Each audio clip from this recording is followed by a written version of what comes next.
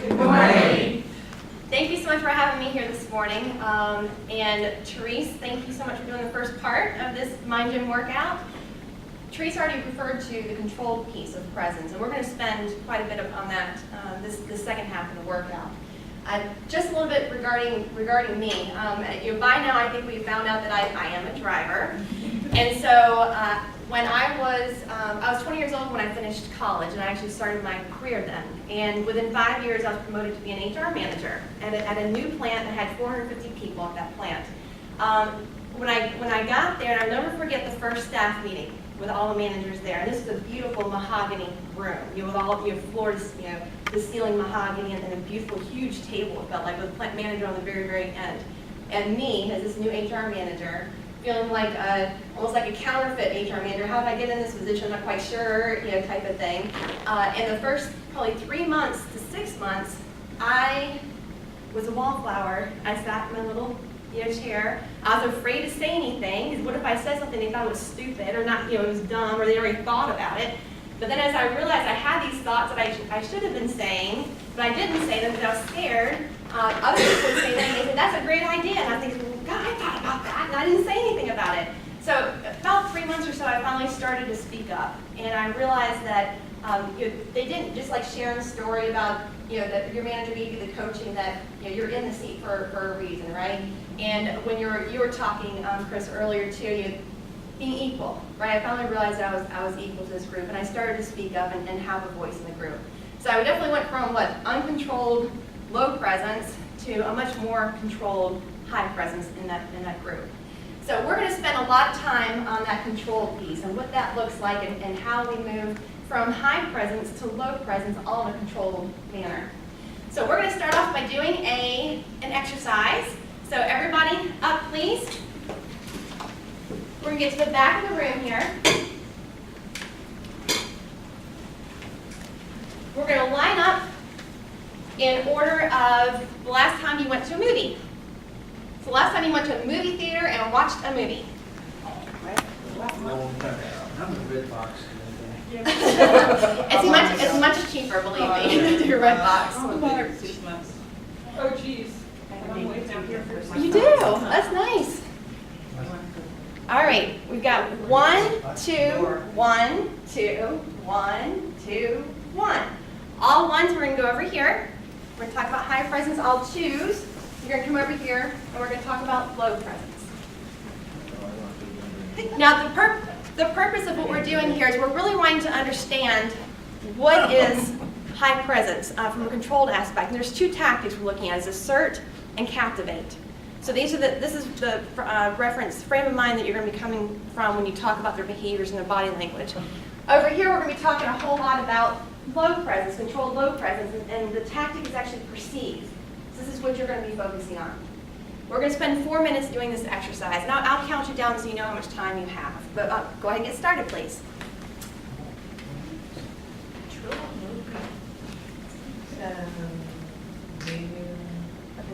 Behavior controls high presence. Yeah. Speaking? That person is generally saying something? Speak with certainty, Taking it all in. Confident.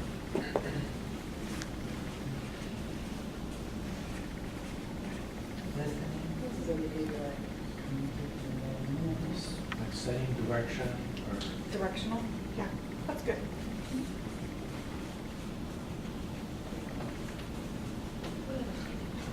Upside down. It's just so bad. Not that one in particular, but. No, like your situation with them now as you go back. What about body language? I know, like with my direct. I would say standing. Yeah, when tall and posture high. Or, even if there's, because I check a lot of my days sitting so that we're all at the same table, so I'm not making like standing. It's just a little bit definitely. But good Square posture. shoulders, No matter what, you have good posture. Coming into their coaching roles is Open. I guess elevate up. Yeah, That's a good way to put it. I like that.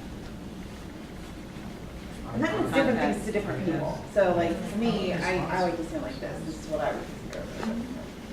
Right, reflecting here. You're taking care of their needs, right?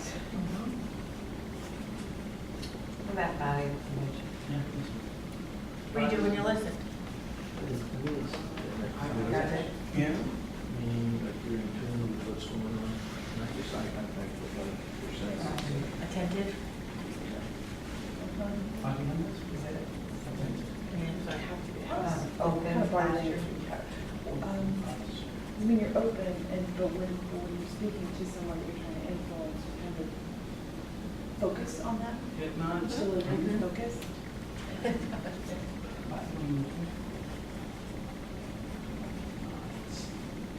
Well, two, Yeah, I guess. there are probably a couple aspects here, but. What are like, everything look at it versus. You can do both. Assert alone has certainly, but then captivate, I mean, this says like emotional intelligence. Slowly, maybe guys. Smiling, like. Smile, yeah. You go into They're their world, reassuring. and then tell them a joke, and they think they're fine, and I can go here, for sure. Both. Yeah.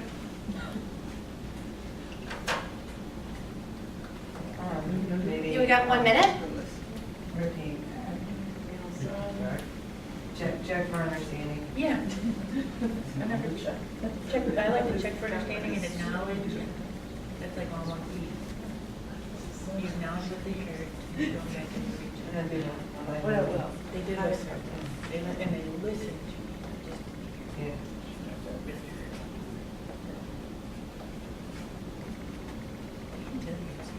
30 I seconds? think they move with purpose too. They know when they need to stand Steve Ray. and take charge. They also use I movement thought I was think to about it. actually control the situation. I just give up Give the people space for out loud. Trusting. You know your 10, audience. 9, Yeah. 8, That's a behavior. 7, trying to think like. 6, 5, 4, 3, 2, I'll open this. and 1. All right. How did we do? Was it easy or hard to come up with these things? I know a lot of high presence people, so it was kind of like I was just picturing what they do. Well, what we're going to do so that our controlled low presence people can understand what high presence looks like, why don't we come over here? And you all are going to have nice high presence, and you can present for our low presence team. I'm here. Thank you. The behaviors we listed were the person with high presence is normally speaking. They're speaking with certainty, they're confident, they're providing direction, and they know their audience. So they tailor the communication to them. Body language, they generally have a good posture. So if they're standing tall. If they're sitting down, they're not slouching or anything like that. They're open, they make eye contact, they're generally alert to what's going on in the room. Alert. That's a good word we haven't used. Yeah. So being very aware. Yes, not just through eye contact, but they're really using all their senses to figure out what's going on. They're focused, they have emotional intelligence. So if someone is speaking, they get into their world and basically act accordingly, and they move with purpose. Yeah. There's not a lot of nervous movement, but just if they move closer to someone, there's a purpose to it. You know, low presence people, do you have anything to add or any comments? I just have a question about body language, emotional intelligence. Where did you put that under body language? Yeah, so I think some. It might have been an accident. Oh, okay. More of a behavior? Yeah, so we were talking about some of the behaviors that come from the emotional intelligence, so you'll see it in body language, but the root of it is that if I have emotional intelligence, then I'm going to cater some of my behavior to the situation and behave accordingly. I like that. You know, it's interesting you actually put down tall. There's actually a study done by Wilson in Cambridge, and they brought in that they introduced to an individual the same different people as either being professor or as a student or a lecturer in between. And then afterwards, they were asked to guess how tall the person was. And every single time, it was the professor being guessed as it was on average being taller. And has anybody been to Las Vegas, to the Wax Museum? Yes. Or, what do they have in that Wax Museum? A lot of stars? Yes, Or- yes, famous people. Were you shocked walking up to any of those? I remember walking up to Britney Spears, and I was like, she is not that tiny. There's just no, because you think about it, you look on TV, and she's got incredible presence, right? George Clooney. George Clooney, That's another one. yeah. You would thought he was like 10 foot tall, but by what I had in my head, I guess, going through that. So, yeah, That's a good point. very good. All right, low presence, do your best to bring us over and come see yours.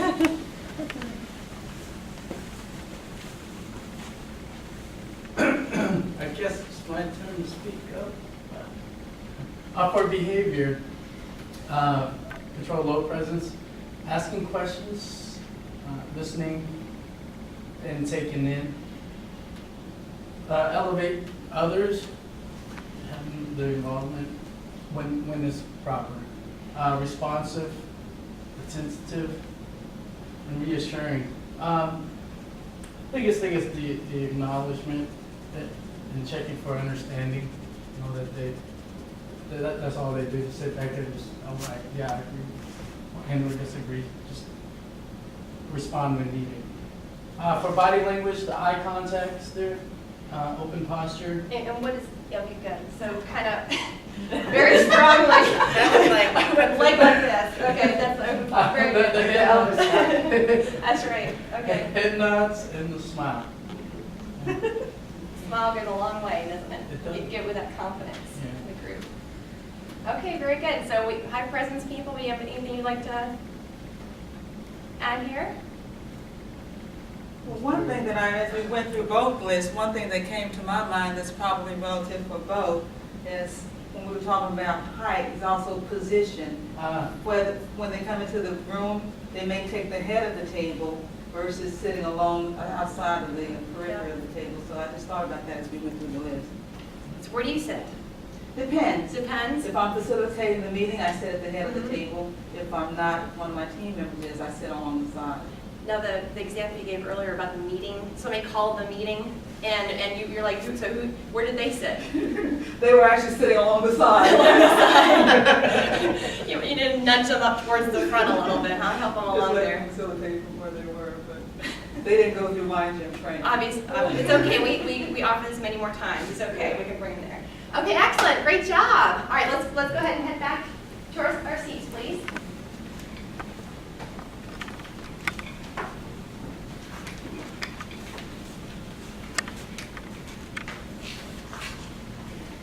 Now, does anything stand out as far as how moving yourself actually from, if you were in a low presence to that high presence? What are some different things that you can do? So low to high, what would you do?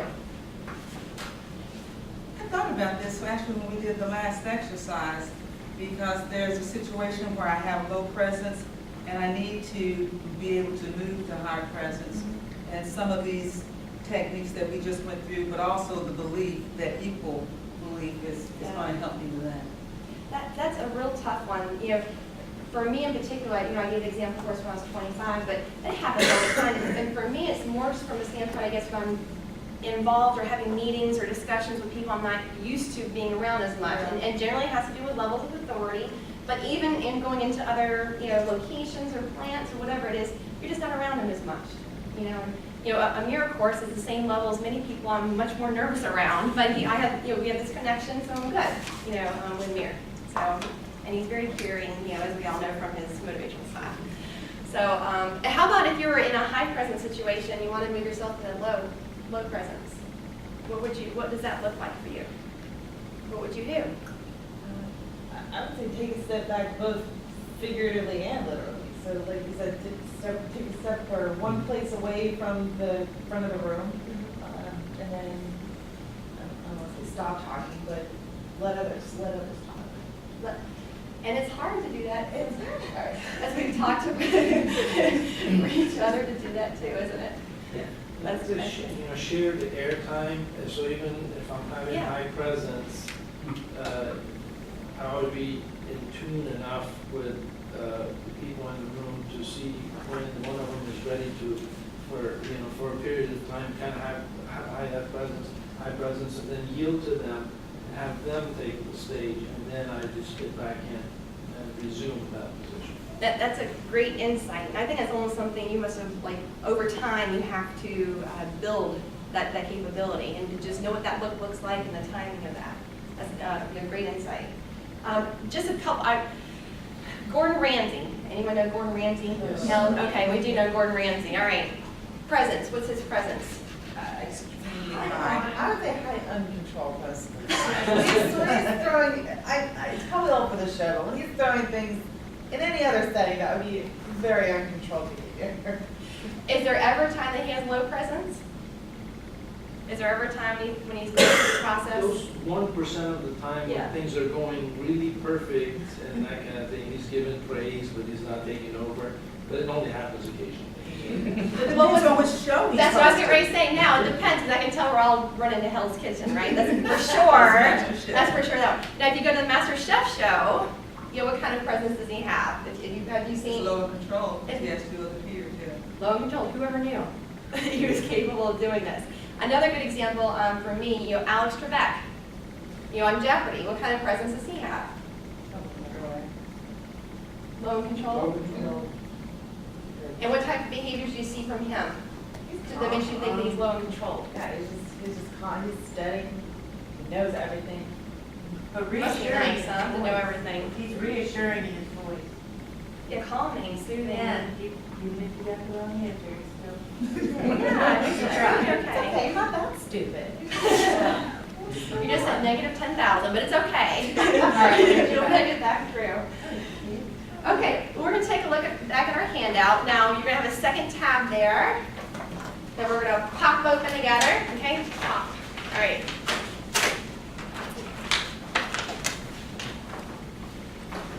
Got it? Well, this one didn't want to pop over here. Okay, very good.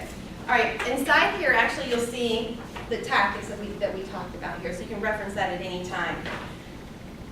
This section here, we're not going to go into this detail, but this is very, very pertinent to individuals who do a lot of meetings, do public speaking and things like that.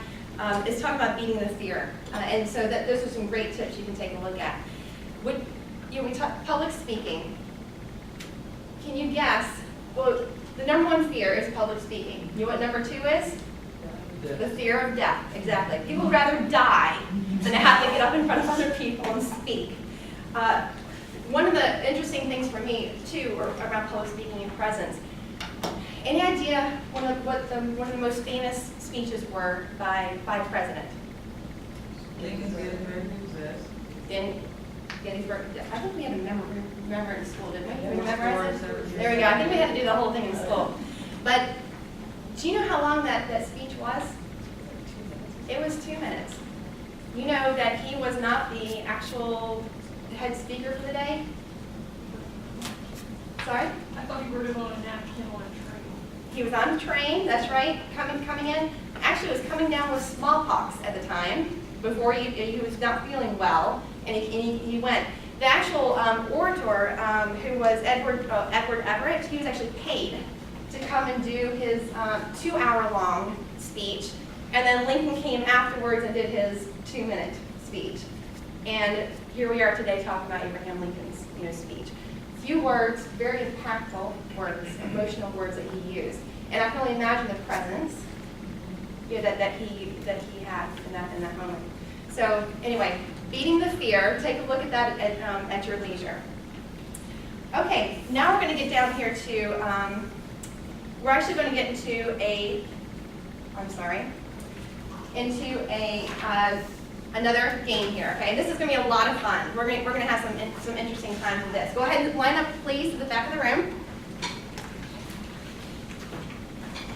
You're going to line up by the last time you were at an amusement park. Name was April.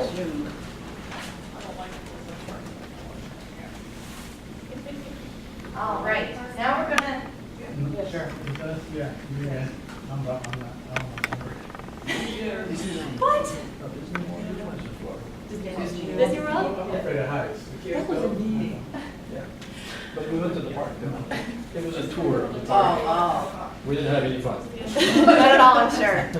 Okay, we're gonna count off 1, 2, 1, 2, 1, 2, 1, okay? All ones are gonna come over here for me, please. All twos are gonna come over here for me, please. We've got 3 here and 4 here. We're going to debate, okay? And the whole purpose of this exercise is going to be so we really, really get and understand what low presence feels like and what high presence feels like. And what it's like to keep that and lower it, and if you have low presence, and if you have high presence, how to keep it high and go further with it. I actually have 2 questions here on the wall here. And ones, you're going to take the first debate point, and 2s, you're going to take the second debate point. And what we're going to do is you're going to spend 1 minute talking about your debate topic just normally, with normal presence as you normally would. Okay, so 1 minute you're going to spend going through that debate topic. We'll get started right now. There are questions up there? Yes, you have number 2.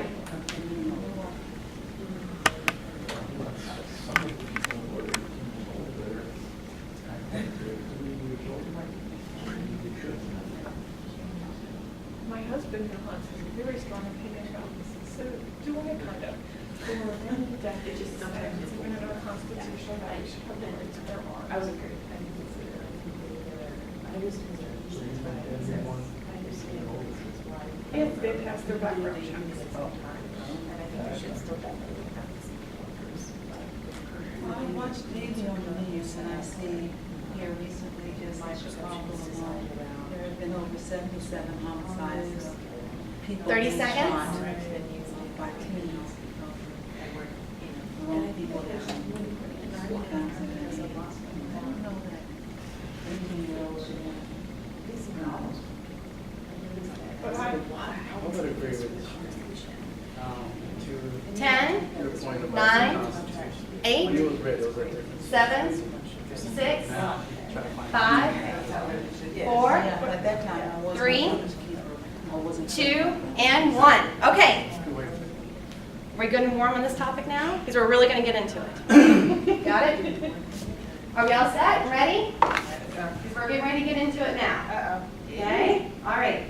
So I need you, if we will please, in the teams, if you'll label yourselves as A, B, and C, whoever that might be, A, B, C, and D within your team, please.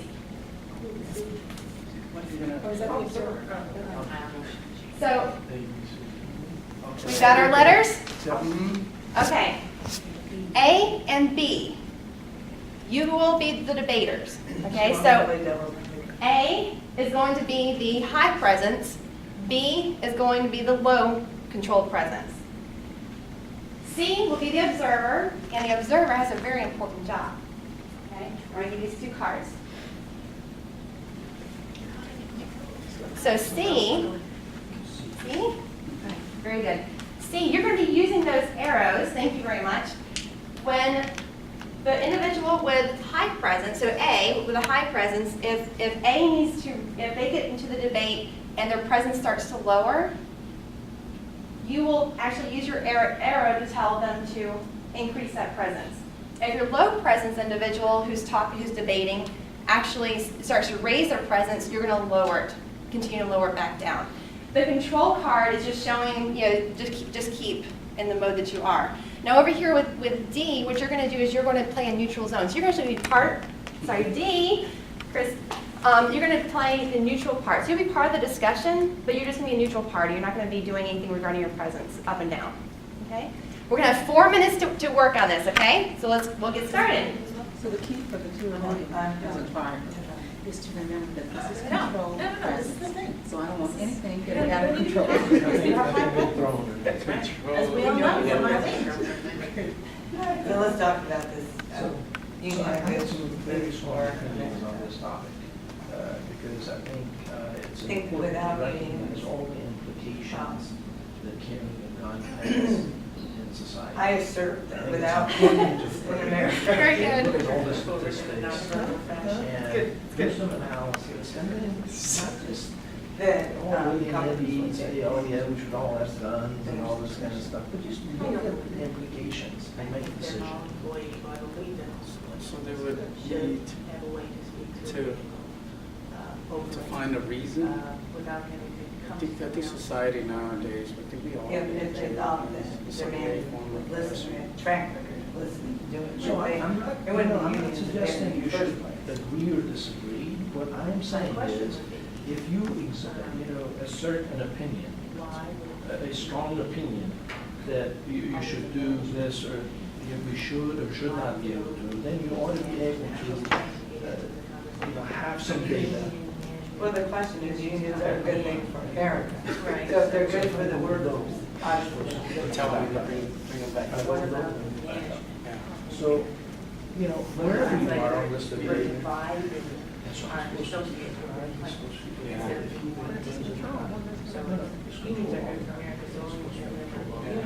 But you gotta be strong. Yeah.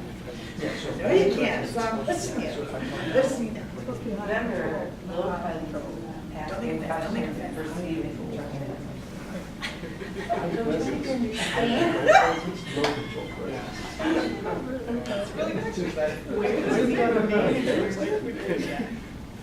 You're not getting anything about it. 1 minute? So I'm saying the unions are. Hopefully understanding. With some data, The unions are and good. not just say, well, that's just my opinion. And then same answer for that. If we have I said all unions data. are good. So So they provide that watchdog, make sure If, that if, there if is data safety shows and that justice I may be and right in the rest equity of society. in the workplace. 30 seconds?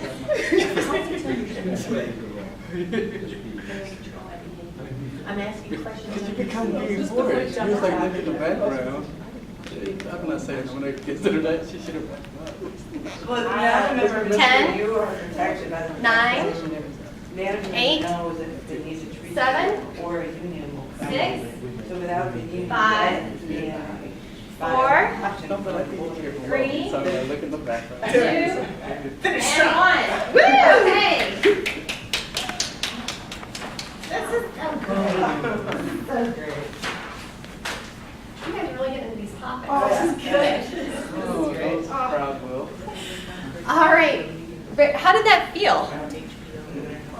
I'm not doing a very good job as far as telling them where to go up or down. No? We can switch if you want. Well, wait, actually, we're going to be rotating anyway, so it's not a problem. But it was interesting seeing the dynamics. You definitely had the controlled low, right? That you were going through. The observer. No, I was the observer. Oh, you're the observer. No wonder you weren't talking.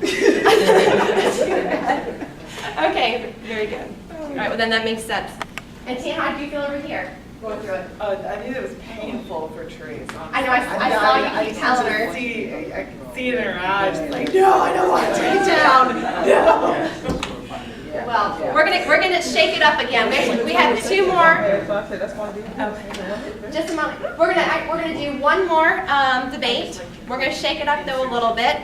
So instead of A and B going, you're actually going to have C and D over here. So if you were D and C, you're now going to take over doing the actual debate. Okay. And over here we have C and B take over the debate. We have new questions here, or not questions, but points here. So obviously you guys are going to have number 2. You guys are going to have number 1. If you were A on this team over here, you're actually going to now observe. Okay? So, yeah. So we know what we're doing, and over here you're going to do. You guys are debating, I'm observing. You should be high because I'll be high. Yeah. And we're talking about drug control. Okay, we're going to have 4 more minutes. We ready? All right, get started. Are you starting before? Oh, no, she's running it out. I'm the high one. Oh, Good one. Yes, the intel we've been around for a number of years now. At the time of the inception of the Washington Redskins, we weren't as aware, as knowledgeable as how images actually affect how people are perceived and can have a negative impact. We have negative image given that, taking that into consideration, I feel that the owners of the Redskins, if they were sensitive to the needs of the community and citizens that they serve, they would be more than willing to listen to their clients and actually change their name. With regard to drugs. We monitor school